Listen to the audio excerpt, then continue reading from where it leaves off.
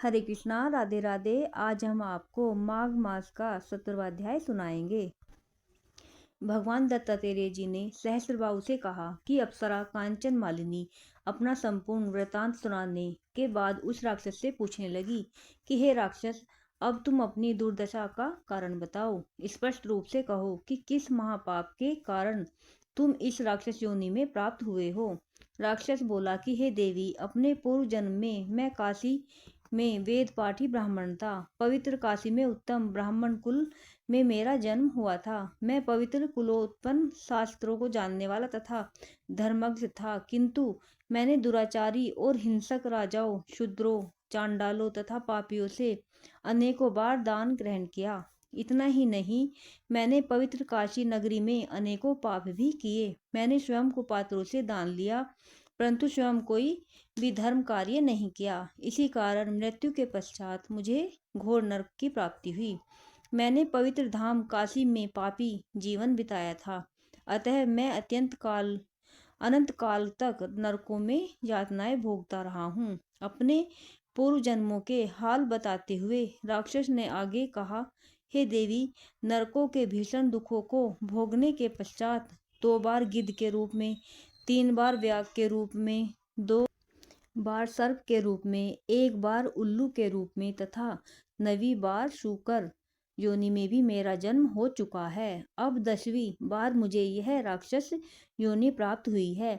इस योनि में मैं सहस्त्रों वर्ष का जीवन बिता चुका हूँ, परंतु मेरा उद्धार नहीं हो रहा।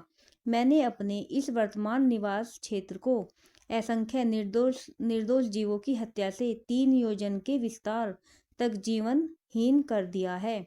मैंने अनेकों निरपराध जीवों की हत्या की है, जिसके पाप से मैं घोर दुखी तथा अशांत हूँ। हे देवी, आपके दर्शन मात्र का पान कर मुझे अथाह शांति मिली है। अब आप कृपा करके मेरे कष्ट का निवारण की युक्ति बतलाने की कृपा करें।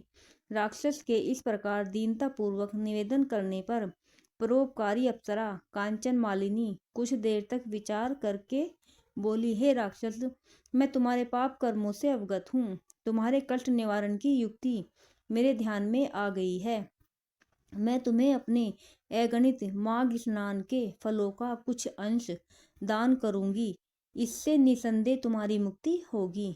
माघ स्नान के अद्वितीय पुण्य फल का वर्णन करना देवताओं के लिए भी पूर्ण संभव नहीं है। हे राक्षस, इस पुण्य फल का मुझे स्वयं अनुभव है, इसलिए मैं तत्काल तुम्हें अपने माघ स्नान का फल दे रही हूँ।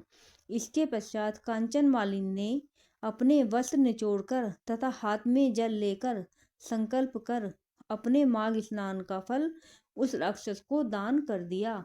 कांचन मालिनी के इस दान के चमत्कारी प्रभाव से वह राक्षस तत्काल राक्षस योनि से मुक्त होकर देवताओं जैसे स्वरूप को प्राप्त हो गया। उसी समय देव योनि प्राप्त कर चुके राक्षस को स्वर्ग लोक से ले जाने के लिए एक दिव्य विमान आ गया। प्रस्थान के पूर्व नतमस्तक होकर उसने कांचन मालिनी से कहा, हे माता, आपने पापों तथा दुखों से मुझे मुक्त किया है।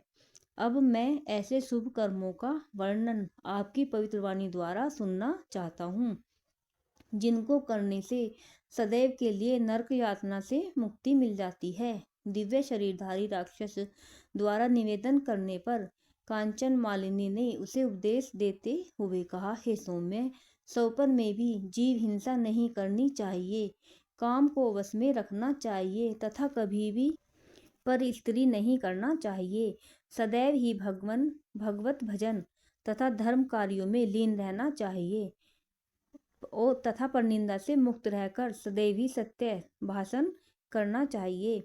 तुम्हारे स्नेह और श्रद्धा से वशीभूत होकर मैंने तुम्हें जो धर्म उपदेश दिया है, इसे सदैव ध्यान में रखकर मनसा वाचा कर्मणा धर्मलीन बने रहना तथा भगवत भजन करते रहना, इसी से तुम्हारा कल्याण निहित है। कांचन मालिनी का उपदेश सुनकर वह देव कायाधारी राक्षस बोला, हे भद्रे, आपका सदैव कल्याण हो। आप सदैव सुखी तथा प्रसन्न रहो। जब तक सूर्य चंद्र स्थित हैं, आप कैलाश पर्वत पर निवास करती हुई महादेवी पार्वती जी तथा शंकर जी की कृपाएं प्राप्त करती रहें।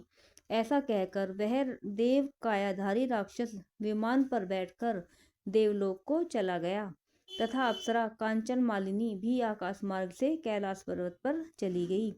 हे राजन, जो भी श्रद्धालु इस अध्याय का भक्ति पूर्वक पाठ करेंगे अथवा सुनेंगे, वे समस्त पापों तथा संतापों से मुक्त होकर सद्गति को प्राप्त करेंगे। उनको स्वप्न में भी कोई दुख नहीं होगा और प्रेत बाधा से मुक्त होकर जीवन में धर्मलीन बने रहेंगे। राधे राधे।